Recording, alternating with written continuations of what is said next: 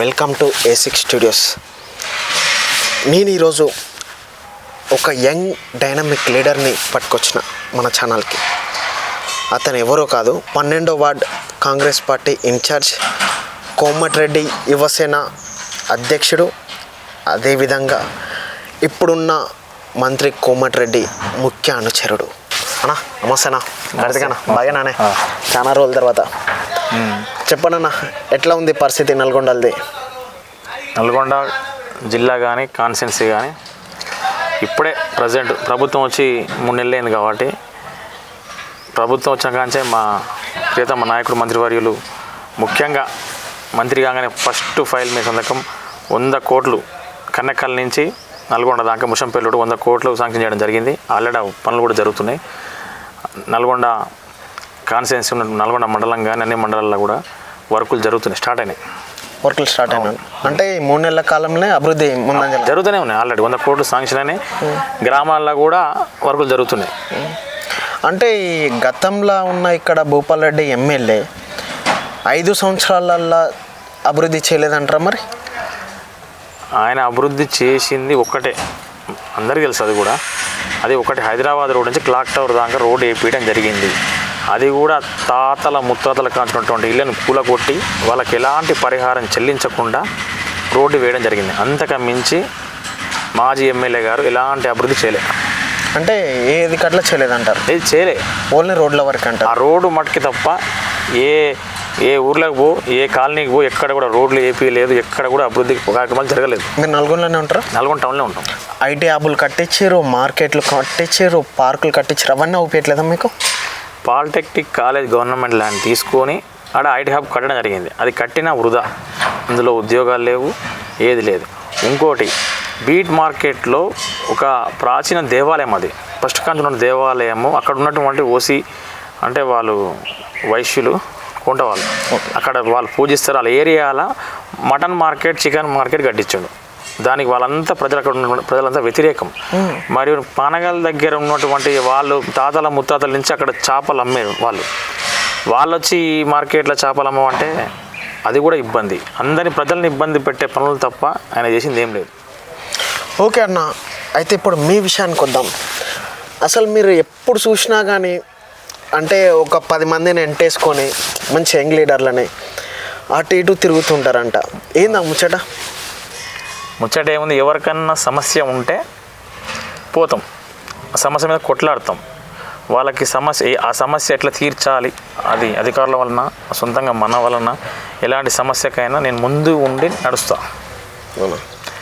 చాలా మటుకు మా వార్డులో నేను లాస్ట్ టైం కౌన్సిలర్గా పోటీ చేసి ఓడిపోవడం జరిగింది, తక్కువ ఓట్లతోటి.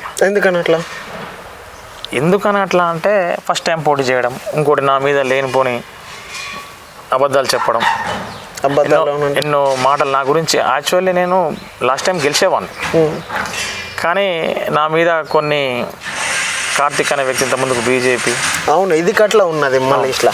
అంటే కార్తిక్ అనే వ్యక్తి బీజేపీ లీడర్, ముస్లింలని అనునిత్యం వ్యతిరేకిస్తుంటాడు, ముస్లింలు ఓట్లు వేయద్దు. మీరు అట్లా బెదిరించరా ముస్లింలు? అదంతా అబద్ధం. గతంలో మా బ్రదరు బీజేపీలో తిరిగేవాడు, అట్లా ఆ ముద్ర నా మీద వేసి అక్కడ ఉన్నటువంటి కౌన్సిలర్గా పోటీ చేసిన వ్యక్తులు కొంతమంది, అంటే వ్యక్తులు ఒక్కరిద్దరు పేర్లు ఏమన్నా పేర్లు చెప్పారు.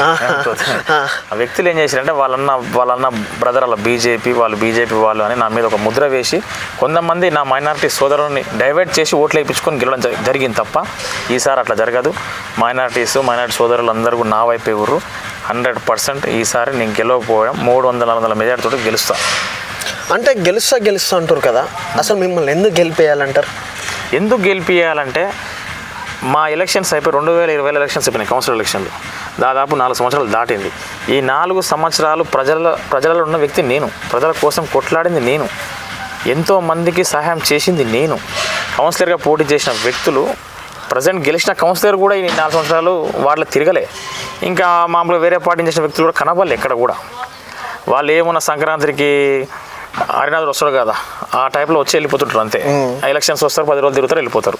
కానీ కౌన్సిలర్ అంటే అది కాదు, ప్రజల సమస్యల మీద కొట్లాడాలి, ప్రజలకి అవసరాలు తీర్చాలి. అలాంటి నాయకుడిని వాళ్ళు ఎన్నుకుంటారు. ఈసారి నన్ను ఎన్నుకుంటారని నాకు నమ్మకం ఉంది. ఎందుకంటే ఈ 5 సంవత్సరాలు ప్రజలలో ఉన్నా, వాళ్ళ కోసం కొట్లాడినా, వాళ్ళకి ఎలాంటి సమస్య ఉన్నా నేను పోయి మాట్లాడినా. దానికి నన్ను ఆదరిస్తారని కోరుకుంటున్నా. మామిడి కార్తిక్ ఓన్లీ తన సొంత ప్రయోజనాల కోసం, తన రాజకీయ ఎదుగుదల కోసం మాత్రమే ఈ సేవా కార్యక్రమాలు, ఆ పనులు ఈ పనులు చేస్తున్నాడు అనేది ఉంది. అది వాస్తవం అంటారు? నా సొంత ప్రయోజనాల కోసం నేను ఎప్పుడు కూడా నేను డబ్బులు సంపాదించుకోవాలి, నేను ఒక పెద్ద లీడర్ కావాలి.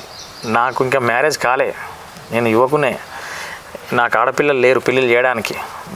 ఇప్పుడున్న లీడర్ లెక్క అబ్బాయి లేరు పెళ్లి చేయడానికి. నాకు కారు కొనుక్కోవాలి, మెడలు కట్టుకోవాలి అలాంటి ఉద్దేశం లేదు. నేను ఒక యువకుని.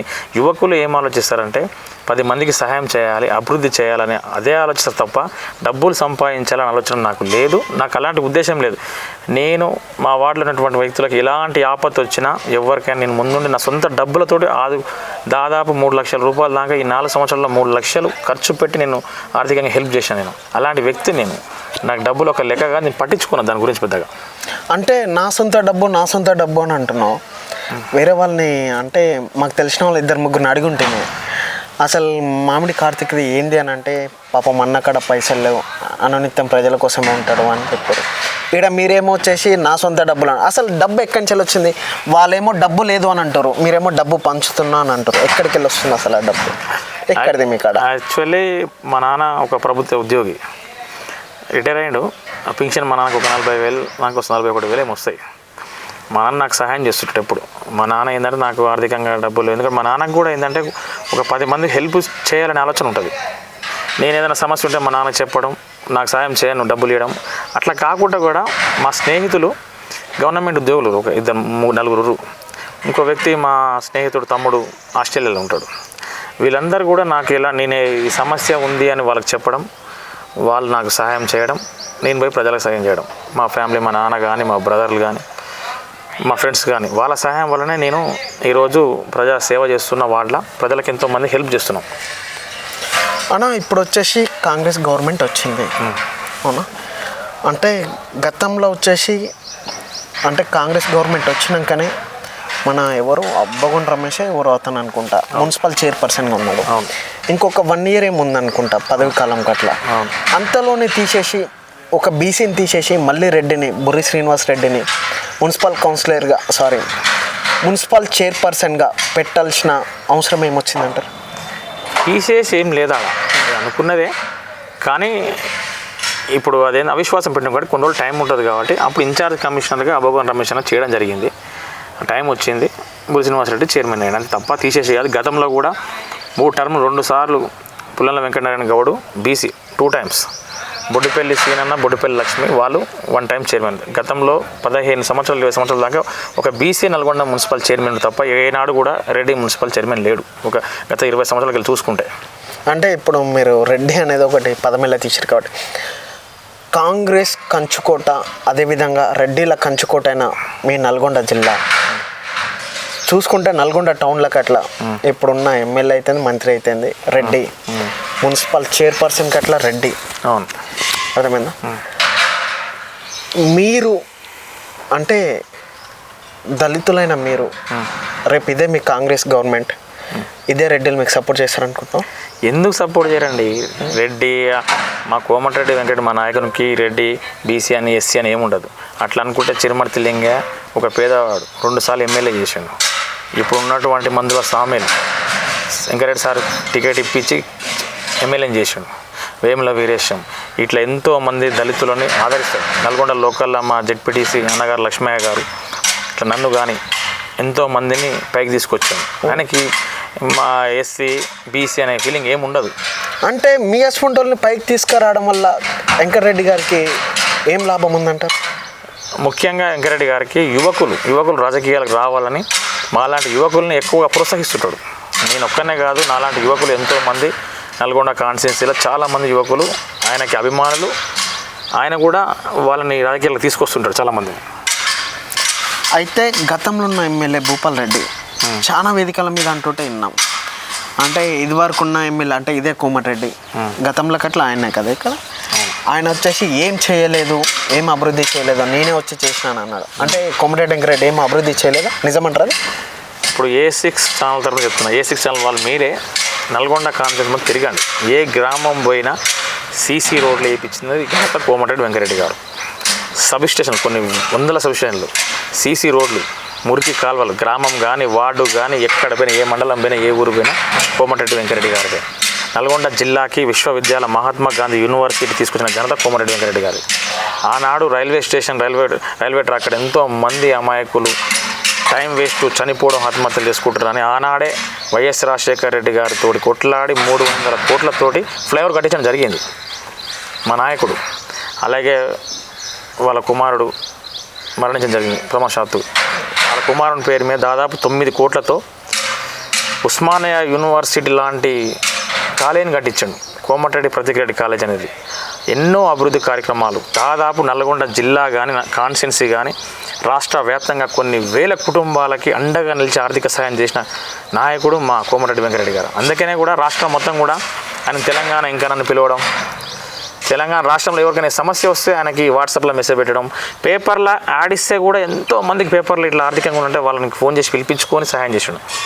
అలాగే దాదాపు ఇప్పటికి 90 మందికి MBBS చదువుకునే పిల్లలకి, దళిత పిల్లలు, మీరు అన్నట్టు దళిత పిల్లలు కానీ బీసీ పిల్లలు ఏ క్యాస్ట్ తెలియకుండా కూడా 90 మందికి విద్యార్థులకి ఫీజులు కడుతుండు.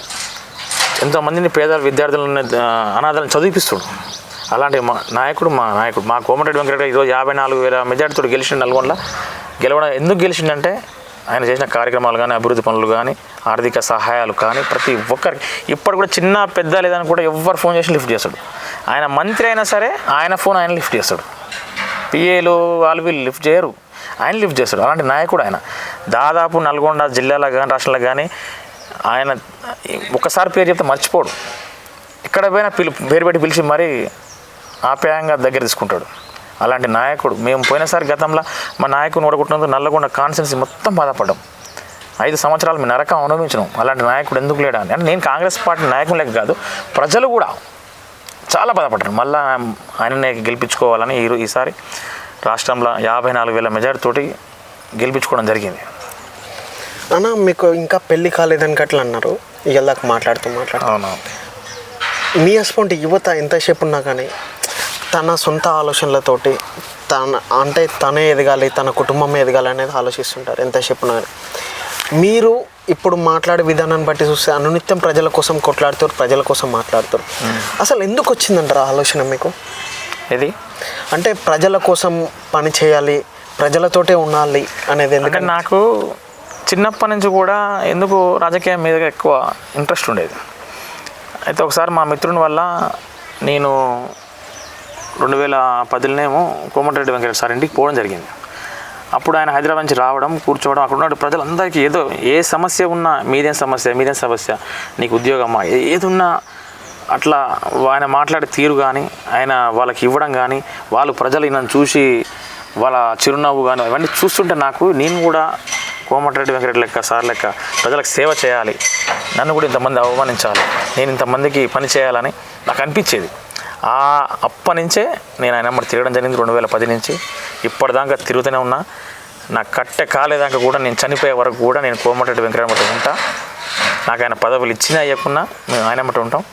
ఈసారి కౌన్సిలర్గా పోటీ చేస్తా, సార్ కూడా నువ్వు చేయాలి, ఈసారి గెలవాలి, పోయినసారి తక్కువ ఓట్లతో ఓడిపోయినావు, నీ వార్డుకి 2 సార్లు వస్తా ప్రచారం, నిన్ను గెలిపిస్తారని చెప్పడం జరిగింది. ఆయన వస్తాడు నా కోసం.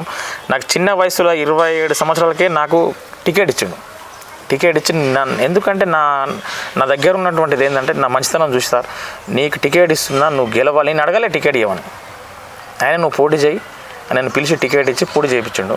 అంటే వెంకటరెడ్డి గారు మిమ్మల్ని పిలిపించి? అవును. నేను అంటే నాకు ఒకసారి కాల్ చేశాడు, కౌన్సిలర్గా పోటీ చేసి ఏమన్నా ఇంట్రెస్ట్ ఉందా అంటే ఉంది సార్ అన్న. ఉందంటే ఆయననే నువ్వు వార్డులో తిరుగు, ప్రజలందరికీ సేవ చేయాలరా, ఆల్రెడీ నువ్వు మంచి వ్యక్తివి కానీ ఇంకా నువ్వు ప్రజలకు సేవ చేయాలని నాకు చెప్పడం జరిగింది. ఫోన్లో చెప్పిండు, తిరిగినాం, తక్కువ ఓట్లతో ఓడిపోయాం. అయితే వెంకటరెడ్డి గారి లెక్క నేను కట్ల సమస్యలు తీర్చాలి అది ఇది అనేది మాట్లాడారు. ఇప్పటి వరకు మీ వార్డులో నీ దృష్టికి వచ్చిన సమస్యలు ఏంది, నీకు తెలిసిన? మా వార్డులో ముఖ్యంగా అధికార పార్టీ కౌన్సిలరే 10 సంవత్సరాలు ఉంది, కానీ మా హౌసింగ్ బోర్డు కాలనీలో మెయిన్ రోడ్డు 60 ఫీట్ల రోడ్డు అట్లనే ఉంది. 10 సంవత్సరాలు అధికారంలో ఉండు, ఫ్లోర్ లీడర్ ఉండు, ఎమ్మెల్యేకి దగ్గర ఉన్నా కానీ మా హౌసింగ్ బోర్డుల కాలనీలో సీసీ రోడ్లు వేయలేదు, ఎక్కడ కూడా సీసీ రోడ్లు వేయలేదు. మా మాధవ్ నగర్ కాలనీలో కానీ మైనారిటీ ఏరియాలో ఒక రోడ్డు పోయేసి ఉండే పైనుంచి కిందికి, వాళ్ళు చాలా ఇబ్బంది పడుతున్నారు. వాళ్ళకి ఆ సమస్య తీర్చలేదు. మాది పాత బస్తీ, చాలా సమస్యలు ఉంటాయి. ఒక్కరికి కూడా ఉద్యోగాలు పెట్టియలేదు పిల్లలకి, చదువుకునే పిల్లలకి. నేను కౌన్సిలర్గా గెలిచినాక ఈ సమస్యలను తెచ్చి మా అంబేద్కర్ నగర్ కాలనీ కానీ హిందూపూర్ కాలనీ కానీ కౌన్సిలర్ అంటే కూడా వాళ్ళకి తెలియదు. అది పోయిన 10 సంవత్సరాలు పోయిన దిక్కు లేదు, ఒక్కసారి కూడా ఆ ఏరియాకి పోలే. ఈ మదనగర్ తిరిగిండు, హౌసింగ్ బోర్డు పోయాడు, కానీ ఈ సంవత్సరం 5 సంవత్సరాలు తిరిగిండు, కానీ ఈ 5 సంవత్సరాలు మాత్రం ఒక్కసారైనా కనబడలే. ఒక ప్రజా సమస్యలు తీరలేదు, ప్రజలలోకి పోలేదు, ఒక పిల్లగానికి ఉద్యోగం పెట్టలేదు. నీ వల్ల ఏదైతే చేయాలి, ఏది చేయలేదు. మళ్ళీ ఈసారి కూడా ఎలక్షన్లలో పోటీ చేస్తాం, గెలుస్తామని అంటారు. ఎట్లా గెలుస్తావు? ప్రజల సమస్యలు తీర్చింది నేను, కొట్లాడింది నేను, ప్రతి అనిత్యం ప్రజలు ఉన్నది నేను. అందుకని ఈసారి ఎలక్షన్లు రావాలి, చూసుకోవాలి. ఒకవేళ నువ్వు అట్లా చేయమని నమ్మకం ఏంది? నాకు అందరి లెక్క మ్యారేజ్ అయ్యి పిల్లలు ఉండి ఒక వైఫ్ ఉండి కారు కొనుక్కోవాలి, బిల్డింగ్ అలాంటి ఆలోచన లేదు నాకు ప్రజా సమస్యలు తీరవాలి, ప్రజలకు కొట్లాడాలి. ఎందుకంటే మా నాన్న నేర్పింది కూడా అదే, నాకు మా నాయకుడు కోమటిరెడ్డి వెంకటరెడ్డి నేర్పింది కూడా అదే. దానివల్లనే నేను ప్రజల లీడర్ కావాలని, కౌన్సిలర్ కావాలని, ప్రజల సమస్యలు తీర్చాలని కోరుకుంటాను తప్ప నాకు వేరే ఉద్దేశం లేదు. అన్నా, ఇంత నిక్కచ్చిగా మాట్లాడుతారు మీరు, అంటే అసలు మీ బలం, మీ బలహీనత అయ్యింది? నా బలం నా వార్డు ప్రజలు, నా బలం నాకు యువకులు, నా బలం నా వార్డులో ఉన్న పెద్దలు కానీ, మహిళలు కానీ, యువకులు కానీ నా బలం, నా స్నేహితులు, మా ఫ్యామిలీ మెంబర్స్ నా బలం. నా బలహీనత ఏంటంటే కొంతమంది నా ప్రత్యర్థులు నా మీద పుకార్లు ఏం చేస్తారంటే, ఆయన చిన్నవాడు వయసులో, ఆయన మా వార్డు కాదు అంటారు. సేవ చేయడానికి, ప్రజలకు సేవ చేయడానికి మనకి వయసు ముఖ్యం కాదు. వాళ్ళ కోసం నా వయసు, డేట్ ఆఫ్ బర్త్ అయితే మార్చుకోలేను. ప్రజలకు సేవ చేయాలంటే వయసు ముఖ్యం కాదు, ప్రజలకు సేవ చేయడం ముఖ్యం. వార్డు కాదు అంటారు, వార్డు అయినా కాకుండా ఇప్పుడున్న కౌన్సిలర్ కూడా ఆయన ఆ వార్డు కాదు. వార్డు వయసు కాదు ముఖ్యం, ప్రజలకి సేవ చేయాలి, అందుబాటులో ఉండాలి అందరికీ. ప్రజల కోసం మనకి వాళ్ళు ఎన్నుకునేదే నువ్వు సేవ చేయాలని, ఏదో కద్దరు బట్టలు వేసుకొని బిల్డప్ల కోసం కాదు. సేవ చేయాలని లక్ష్యంతో నేను ముందుకు వెళ్తున్నా, ప్రజలకు అందుబాటులో ఉంటా, ప్రజాసేవ చేస్తా. మీ 12వ వార్డులో అధిక ఓటింగ్ ఉన్న హౌసింగ్ బోర్డు ప్రాంతంలో సమస్యలు ఏం లేవా? ఇంకా హౌసింగ్ బోర్డు కాలనీలో 10 సంవత్సరాల నుంచి 60 ఫీట్ల రోడ్డు వేపిస్తానని కౌన్సిలర్ ఆ హామీతోటే కౌన్సిలర్ గెలవడం జరిగింది 2 టైమ్స్. అది నిర్మించలే. ఇంకోటి చాలా రోడ్లు ఉన్నాయి ఏపీలే, పార్కులు. ఆ పార్క్ వేరే వాడికి పోదాం, అబ్బగోన్ రమేష్ అన్న వాడికి పోదాం. ఆ పార్క్కి ఈ పార్క్ చూడండి, పార్క్కి కనీసం ప్రహారీ కూడా కానీ ఏది కూడా లేదు. ఆ పార్కులు అభివృద్ధి చేస్తాం, housing board colony committee hall కట్టిస్తాం. వాళ్ళకి ప్రత్యేకంగా శ్మశాన వాటిక లేదు, ప్రభుత్వ పరంగా గవర్నమెంట్ ల్యాండ్ లేదు, హౌసింగ్ బోర్డు కాలనీ ప్రజలకు లేదు. శ్మశాన వాటిక కట్టిస్తాం. ఒక వాటర్ ట్యాంక్ నిర్మించాలని అక్కడ ఉన్న మహిళలను నన్ను కోరడం జరిగింది. వాటర్ ట్యాంక్ ప్రైవేట్ది, వాటర్ ట్యాంక్ నిర్మిస్తాం, కమిటీ హాల్ కట్టిస్తాం, ప్రతి ఒక్కరు గల్లీకి రోడ్లు వేపిస్తాం, పార్కులను అభివృద్ధి చేస్తాం హౌసింగ్ బోర్డు కాలనీలో. అయితే గతంలో అంటే మున్సిపల్ కౌన్సిలర్లు ఇక్కడ 48 కౌన్సిలర్లు ఉన్నప్పటికీ అధిక సంఖ్యలో అంటే కాంగ్రెస్ పార్టీ అయి ఉండొచ్చు, వేరే పార్టీలు మాత్రమే ఉన్నాయి, టీఆర్ఎస్ తక్కువ ఉన్నది అనుకుంటా ఇక్కడ. అయినా కానీ ఈ నల్గొండ మున్సిపాలిటీని మొత్తాన్ని టీఆర్ఎస్ పార్టీని అభివృద్ధి చేసింది అని అంటుంటే విన్నా, అది వాస్తవం అంటారా? 2018లో నల్గొండ కాన్స్టిట్యున్సీలో భూపాలరెడ్డి ఎమ్మెల్యే గెలిచాడు. 2020లో కౌన్సిల్ ఎలక్షన్ జరిగినాయి. 48 వార్డులల్లో మేము 20 గెలిచినాం. కాంగ్రెస్ పార్టీ 20 గెలిచింది, టీఆర్ఎస్ 20 గెలిచింది, 6 బీజేపీ, ఒక ఎంఐఎం, ఒక ఇండిపెండెంట్. వాళ్ళు 20, మేము 20 గెలిచినాం. వాళ్ళ ప్రభుత్వం ఉంది, వాళ్ళ ఎమ్మెల్యే ఉంది, అయినా కానీ మేము 20 గెలిచినాం. ఎవరు అభివృద్ధి చేసినట్టు నల్గొండలో? మరొకటి, అక్కడ ఉన్నటువంటి టీఆర్ఎస్ కౌన్సిలర్లే ఈయన మీద వ్యతిరేకంగా సాగర్ క్యాంపు పోయి మీటింగ్ పెట్టుకోరు. 18 మంది, మిలిగింది ఒకటే చైర్మన్ ఉండే. వాళ్ళు మాకు ఎమ్మెల్యే వద్దని కేటీఆర్ దగ్గర కూడా పోవడం జరిగింది. ఇంకోటి, నల్గొండలో జరిగినటువంటి వర్కులు కానీ పనులు కానీ ఏదైనా భూపాల్ రెడ్డి ఆయన బొమ్మాడిది మున్సిపల్ చైర్మన్, వాళ్ళు ముగ్గురు తప్ప కాంట్రాక్టర్లు ఏ మున్సిపల్ కౌన్సిలర్కి ఒక్క కాంట్రాక్ట్ కూడా ఇవ్వలేదు. వాళ్ళకి తెలియకుండా వర్కులు జరగడం, వాళ్ళ వార్డులల్లో వాళ్ళకి తెలియకుండా చేయడం. ఈ ఎమ్మెల్యే మాకు వద్దు అని పోయి వాళ్ళు కేటీఆర్ని గెలవడం జరిగింది. ఒకసారి సాగర్లో క్యాంప్ పెట్టుకుని 20 మంది. ఇంకే ఎక్కడ జరుగుతుంది అభివృద్ధి? అందుకనే ఎలక్షన్స్ ముందే మొన్న ఎలక్షన్ రాకముందుకే దాదాపు 14 మంది కౌన్సిలర్ టీఆర్ఎస్ నుంచి వచ్చి కాంగ్రెస్లో మా నాయకుడు ఆధ్వర్యంలో చేంజ్ కావడం జరిగింది. ఓకే అన్న, అయితే ఇప్పుడు నల్గొండల రేపు మున్సిపాలిటీ చైర్పర్సన్ ఎవరు కాబోతున్నారు? అధిక సీట్లు ఎవరు గెలవబోతున్నారు? మున్సిపల్ చైర్పర్సన్ ఎవరు కాపోతురు అంటే మనం దానికి చెప్పలేము. కానీ అధిక సీట్లు అయితే మేమైతే 48 సీట్లకి దాదాపు మా నాయకుడు 48 గెలవాలని చెప్తుండే. ఎప్పుడైనా మేము 48 గెలుస్తామని అనుకుంటున్నాం. కాంగ్రెస్ పార్టీ ప్రభుత్వం మా వెంకరెడ్డి సార్ కానీ అభిమానం మీద మా నల్గొండ టౌన్లో జరిగినటువంటి అభివృద్ధి కార్యక్రమాలు కానీ 48 గెలుస్తాం మేము. వేరే పార్టీకి ఛాయిస్ లేదు. అయితే గతంలో ఉన్న కౌన్సిలర్ వచ్చేసి అభివృద్ధి చేయలేదు మీ వార్డ్ని అని అన్నారు. నేను వస్తే ఇది అభివృద్ధి చేస్తాను అంటున్నారు. మీది వచ్చేసి ఓల్డ్ సిటీ కదా? అవును. అంటే అక్కడ ఎక్కువ మంది యూత్ అట్లా మీతో పాటు తిరుగుతున్నారు అని అన్నారు. మ్యాక్సిమం పొరగలంతా రౌడీగాళ్ళు ఎక్కువ ఉంటారు, రౌడీయిజం ఎక్కువ ఉంటుంది అని అంటున్నారు. అది వాస్తవం అంటారా? పాత బస్తీ అంటే రౌడీలు ఉంటారు. పదైతే ఏడైతే ఆటో రాదు, ఆటో పోదు, ఇవన్నీ గతంలో 20-30 సంవత్సరాల క్రితం మాట్లాడేది. ఇప్పుడు అట్లా లేదు. అయినా నా అమ్మడి తిరిగే యువకులు ఒక్కరు కూడా రౌడీలు దొంగలు లేరు. అంతా చదువుకునే విద్యార్థులు, జాబ్ చేసుకునే వాళ్ళు ఏదన్నా నా కోసం వస్తారు, అప్పుడప్పుడు వెళ్ళిపోతారు తప్ప ఎవరు కూడా రౌడీలు దొంగలు లేరు. ఏదో ఒక పని చేసుకునే వాళ్ళు చదువుకునే విద్యార్థులు తప్ప నా అమ్మడి తిరిగే యువకులు ఎవరు కూడా అలాంటి వాళ్ళు కాదు.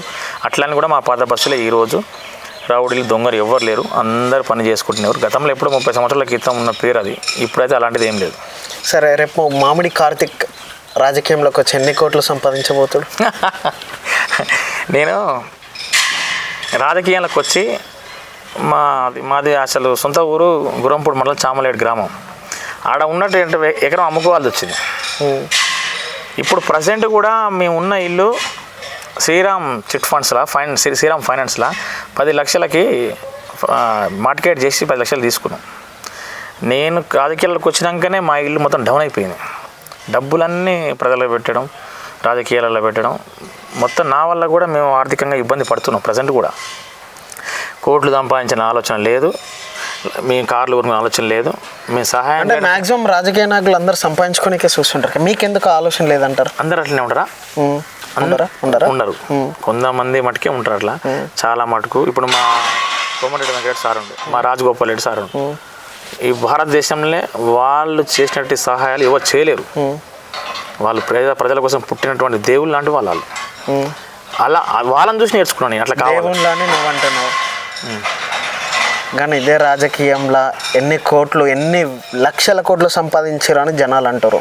వాళ్ళు సొంతంగా కాంట్రాక్టులు చేసి సంపాదించారు, కానీ రాజకీయాలలో డబ్బులు సంపాదించారు ఎవరు ఈ రాష్ట్రంలో ఎవరైనా. కానీ కోమరెడ్డి బ్రదర్స్ అంటే ఏంటంటే వాళ్ళు ప్రజల మనుషులు, ప్రజలకి సేవ చేసే వ్యక్తులు.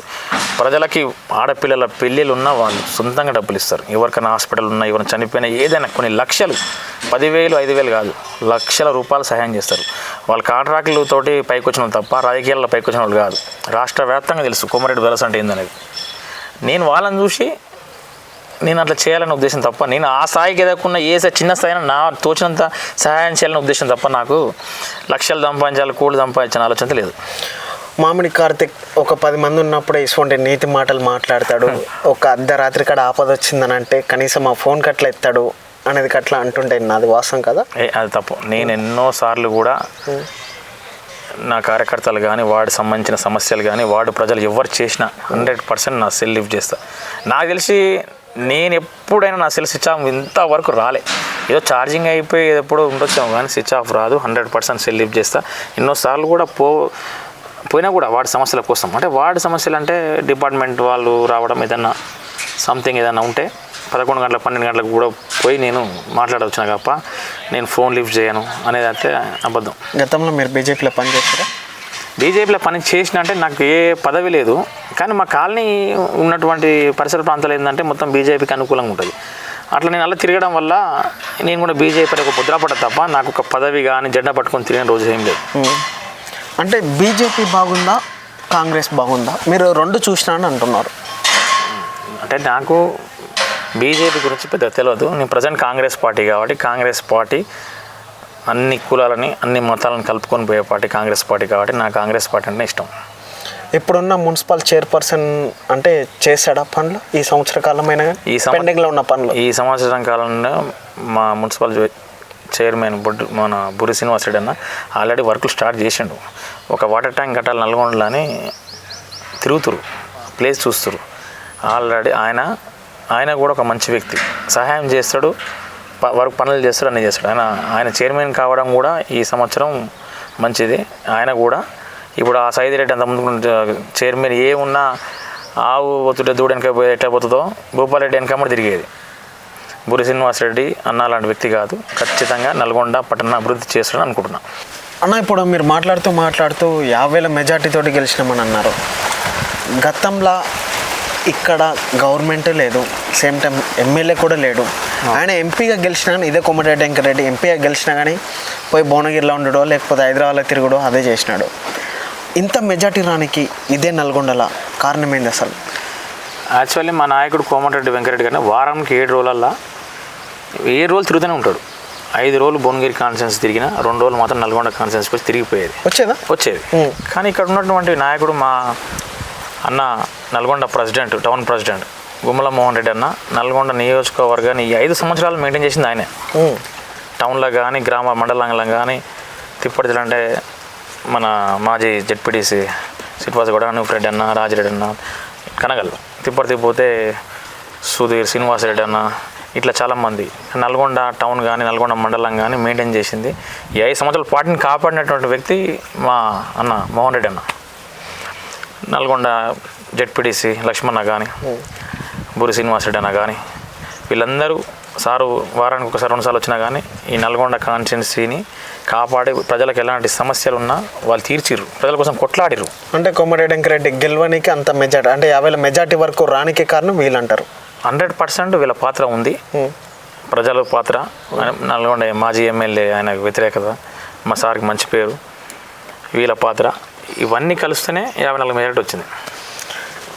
అసలు వేరే వాళ్ళు అంటుంటే విన్నాం మేము, మామిడి కార్తిక్ ముఖ్య అనుచరుడు అని. అసలు ఎవరికి అనుచరుడు, అసలు ఏంది ముచ్చటాలి? నాకు అసలు నేను రాజకీయాలకు వచ్చింది ఎట్లా అంటే, మా ఇంటి దగ్గర మా అన్న వాళ్ళు దేవుని వెంకన్న మా బ్రదర్స్ వాళ్ళిద్దరు, వాళ్ళ అమ్మడి తిరిగేవాడిని. తర్వాత వాళ్ళ అమ్మడి తిరిగి తర్వాత ఇప్పుడు ప్రజెంట్ మన బుర్రి శ్రీనివాసరెడ్డి అన్నగారు తిరిగేది. కానీ ఇప్పుడు ప్రజెంట్ ఏమైందంటే, నేను అన్న కొంచెం పార్టీకి బుర్రి శ్రీనివాసరెడ్డి అన్న కొన్ని రోజులు పార్టీకి కొంచెం టైం ఇవ్వలేదు, ఆయన బిజినెస్ పని. గుమ్మల మోహన్ రెడ్డి అన్న నన్ను ఆదరించడం, నన్ను కొంచెం పైకి తీసుకురావడం జరిగింది. అందుకని ఇప్పుడు ముఖ్య అనుచరునిగా గుమ్మల మోహన్ రెడ్డి అన్నతోటే నేను ఆ ప్రయాణం, ఆయనతోటే ముఖ్యంగా ఇప్పుడు నాకు కూడా నేను కౌన్సిలర్ గెలవడానికి కూడా ఆయన ప్రధాన పాత్ర పోయిస్తాడు. అంటే అనుచరుడు అనొచ్చా లేకపోతే బినామీ?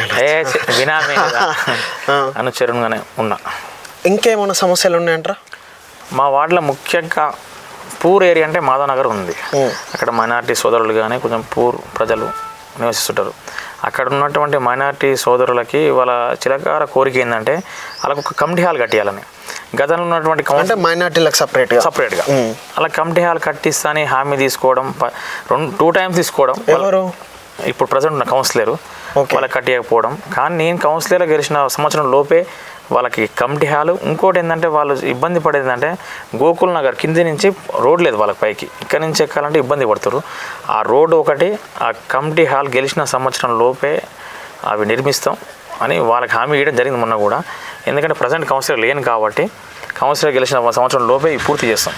ఓకే అన్న, rapid fire. Okay, Komatireddy Venkatareddy అంటే ఒక్క మాటలు ఏమని చెప్తారు? పేదలకి దేవుడు లాంటి వ్యక్తి. భూపాల్ రెడ్డి ఆయనకి మాట్లాడరాదు, నోటితుల. సైదిరెడ్డి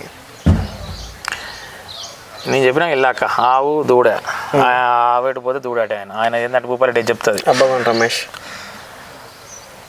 మంచి రాజకీయ నాయకుడు, తెలివికల రాజకీయ నాయకుడు. మామిడి కార్తిక్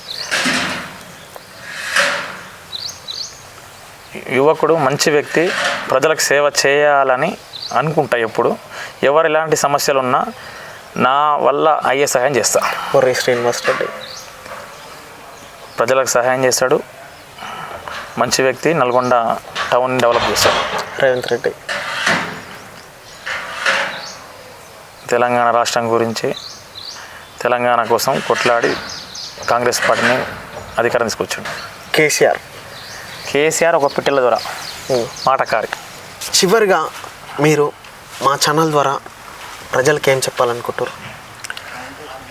A6 ఛానల్ ద్వారా మేము మా వార్డు ప్రజలకు తెలియజేయనది ఏమనగా, నా వార్డులో ఉన్నటువంటి సమస్యలు ముఖ్యంగా హౌసింగ్ బోర్డ్ కాలనీలో సీసీ రోడ్లు కానివ్వండి, పార్కులు కానీ, కమిటీ హాల్ కానీ, మాధవనగర్లో సంపు కింద అది శ్మశాన వాటి సంపు ఉంది, ఆ సంపు పైన వేయడం కానీ, మైనార్టీ సోదరులకి కమిటీ హాలు, అక్కడ రోడ్డు, మాధవనగర్ ఉన్న ప్రజలకి, పేద ప్రజలకి కానీ, మహిళలకు కానీ ఉద్యోగాలు ఏదన్నా తోచిన తిప్పేయడం కానీ, అంబేద్కర్ నగర్లో హిందూపూర్లో ఉన్న ప్రజలందరికీ అందుబాటులో ఉండి వాళ్ళకి సేవ చేస్తా. ఇప్పుడు ప్రభుత్వం మాది, మా కోమటిరెడ్డి వెంకటరెడ్డి గారు మా నాయకుడు సహకారంతో వాడిని ఇప్పటి నుంచే అభివృద్ధి చేసి కౌన్సిల్ ఎలక్షన్లకి పోటీకి దిగుతా.